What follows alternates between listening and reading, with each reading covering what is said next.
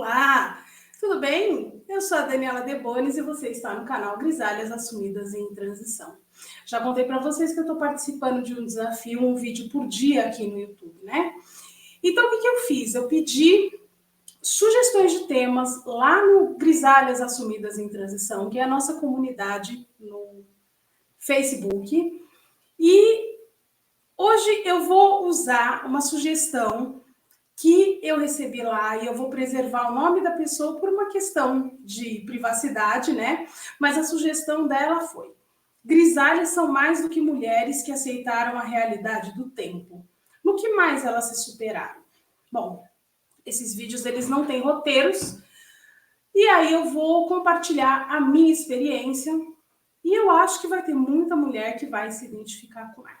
Bom, quando eu decidi fazer a transição para o cabelo grisalho, eu não imaginava o tamanho da transformação que isso ia trazer para a minha vida. Eu achei que era somente uma cor, e não é. Quando a gente decide aceitar o cabelo grisalho, a gente muda muito mais por dentro do que por fora. Eu há muito tempo, né, desde muito nova, eu já não tinha mais expectativas de me encaixar em qualquer tipo de padrão, em qualquer caixinha, porque eu não sou padrão, né? Eu sou grandona, eu falo alto, eu sou desajeitada, eu gesticulo muito. Eu tenho algumas características que são minhas, né, desde pequena, e são características que eu tentei muito mudar na minha vida, sabe? Muito. Mas eu cheguei à conclusão de que existem algumas coisas que a gente pode fazer para mudar. Tipo, um exercício físico, emagrecer, ou engordar, ou mudar a cor do cabelo, ou fazer uma cirurgia plástica, né? Porque não, quem é adepto, ok, eu já falei aqui no outro vídeo que eu não tenho nenhum procedimento estético e eu nem penso em fazer. Talvez amanhã isso mude. E uma das melhores características, uma das melhores coisas que a gente tem na maturidade é o fato de saber mudar de opinião.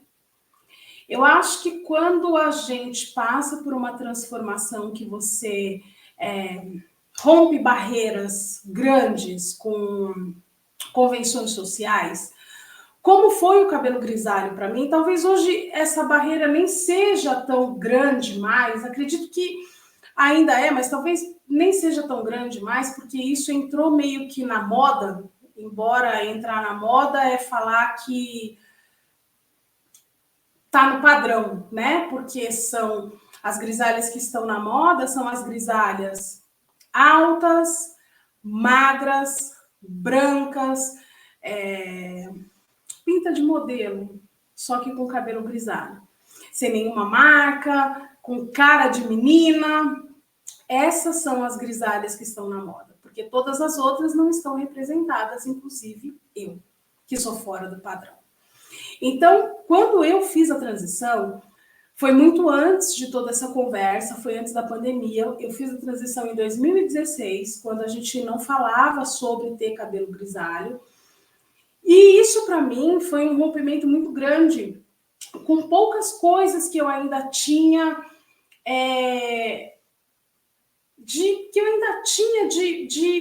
sabe, que eu tinha apego, vamos dizer assim, das convenções sociais. E não foi um processo simples, porque eu precisei usar a minha gestação. Quem conhece a minha história sabe que eu deixei para ficar grisalha durante a gestação da minha primeira filha, Maria Luísa, porque eu teria uma boa desculpa, uma boa muleta para não ter que responder perguntas inconvenientes, para não ter que justificar a minha decisão, para não ter que, né? Então eu usei a gestação da Maria Luísa como muleta.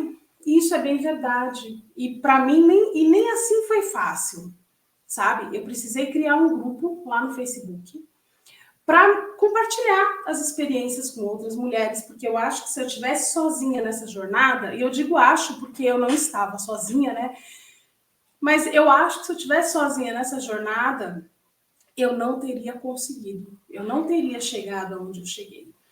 Então, quando a gente fala em aceitar a realidade do tempo e no que mais essas mulheres se superaram, a gente está falando em não só aceitar a realidade do tempo, porque eu pelo menos, não é que eu não aceito a realidade do tempo, eu aceito, muito bem.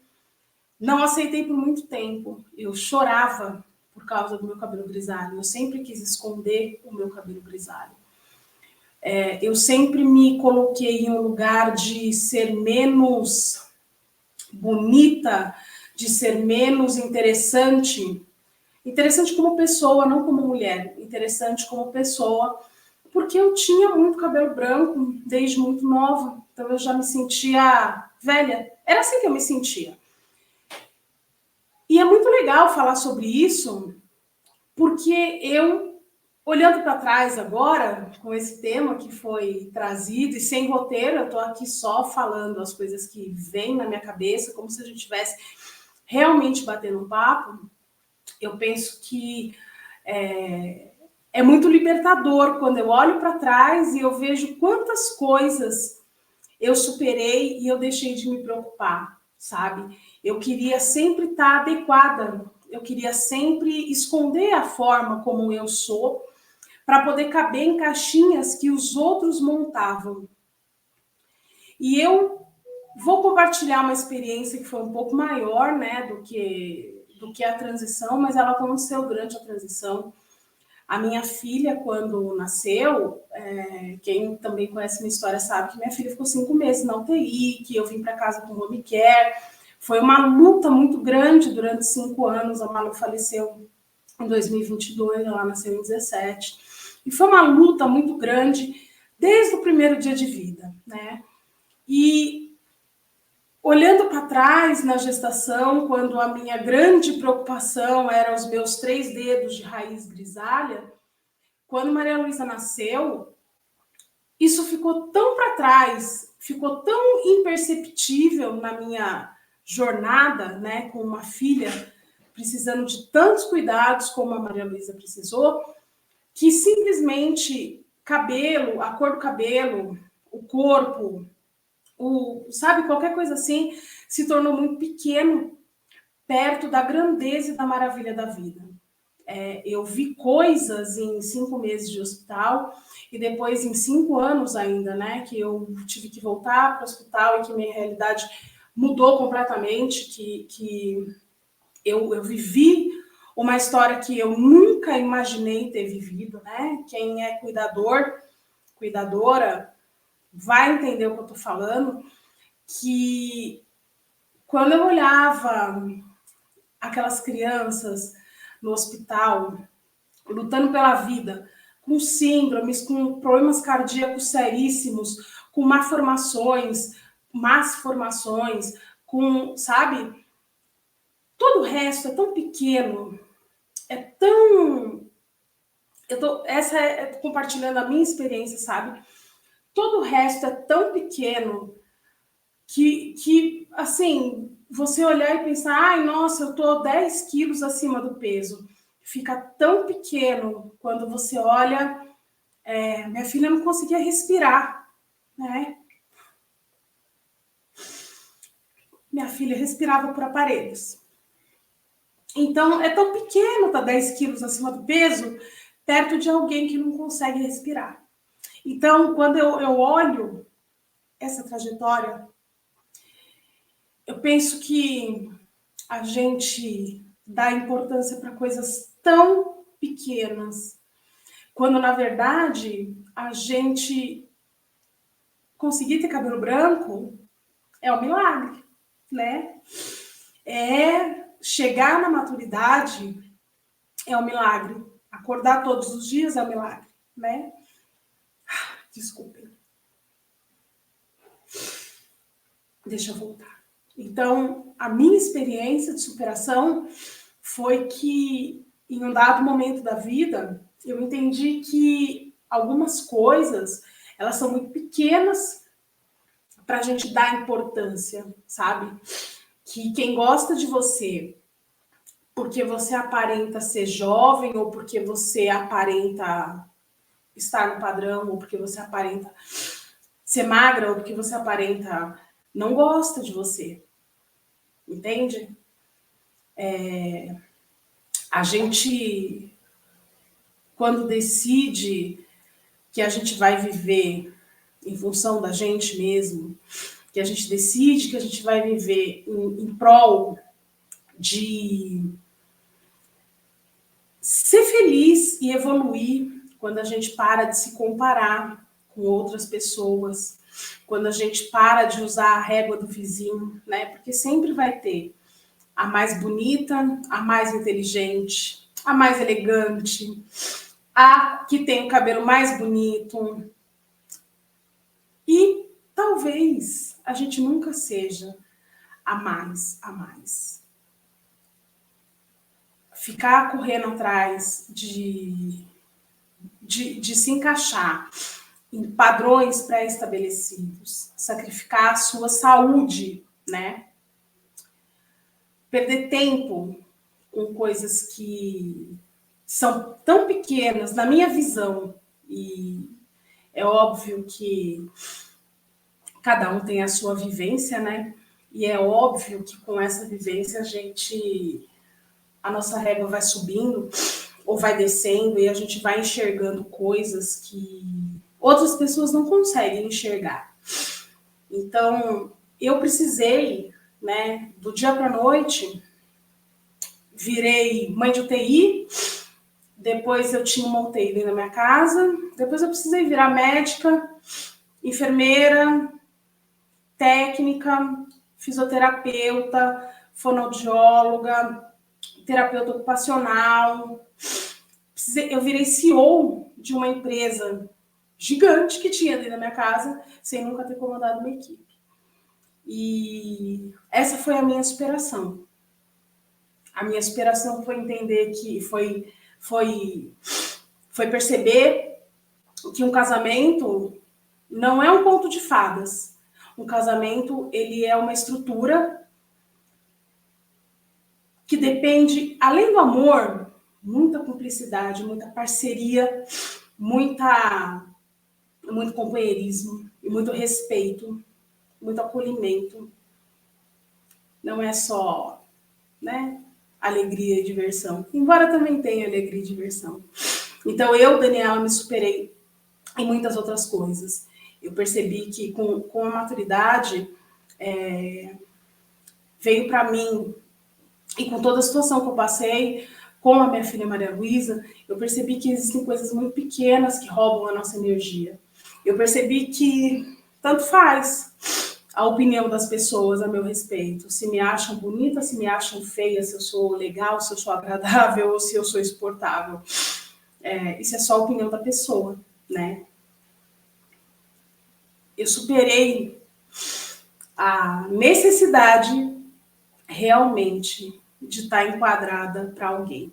E meu único desejo hoje é poder me superar cada dia mais. É poder evoluir e ser melhor do que eu fui na versão de ontem. Porque eu já não sou mais aquela mesma pessoa de ontem, muito menos aquela mesma pessoa de quando tinha o cabelo pintado e achava que o meu valor estava na minha juventude. Embora eu faça 45 anos no mês que vem, em fevereiro, eu não me considero madura ainda. Eu sei que eu tenho muita coisa para aprender. Eu acho que eu estou na flor da idade. Talvez eu nunca tenha estado num momento tão maravilhoso na minha vida como eu estou agora, tão pleno, sabe? Mesmo passando por tantas coisas que a vida adulta nos obriga a passar. E eu sei que a minha história, ela é talvez muito grande para algumas pessoas, mas a minha história é muito pequenininha também para outras pessoas que talvez tenham dificuldades muito maiores do que as minhas. E um dia eu vou abrir, vou contar, vou montar um vídeo aqui para vocês e vou contar toda essa trajetória, né? O que aconteceu ali, porque ficar grávida foi um desejo imenso meu e do meu marido. Deixar de pintar o cabelo foi sabe assim, foi uma chavinha que virou para tantas mudanças tão importantes, tão significativas e tão grandes na minha vida, que apesar de ter sido uma provação muito, muito difícil, foi também uma evolução na minha vida. Foi um salto de anos para melhorar a pessoa que eu era antes da Maria Luísa nascer. Então, essa é a minha história de superação. Eu acho que falta um pedacinho dela. Sabe que quando eu criei a comunidade do Grisalhas, eu tinha vergonha de falar que eu tinha uma comunidade que incentivava mulheres a fazer a transição para o cabelo grisalho. Porque mesmo eu sendo grisalha, mesmo eu achando que foi uma das melhores coisas que eu fiz por mim, né? Esse cabelo aqui foi por mim. Não foi para agradar ninguém, não foi para estar enquadrada em qualquer padrão ou em qualquer caixinha e não foi para pertencer em lugar nenhum. A decisão de parar de pintar o cabelo foi uma coisa que eu fiz por mim. E eu acho que foi uma das melhores decisões que eu tomei na minha vida. E eu digo que foi uma das melhores porque eu fiz outras coisas também maravilhosas por mim. Eu decidi casar, eu decidi ter filhos, eu decidi tantas coisas que muitas aconteceram depois da transição. Eu acho que é isso. Conta para mim aqui nos comentários qual foi a sua superação. Eu conheço muitas histórias lá no Grisalhas, mas eu quero saber a sua. Conta aqui nos comentários para mim que eu vou adorar saber no que é que você se superou. De coração, muito obrigada pela audiência. Estou muito feliz em estar aqui participando desse desafio e amanhã tem mais. Um beijo no coração. Tchau, tchau.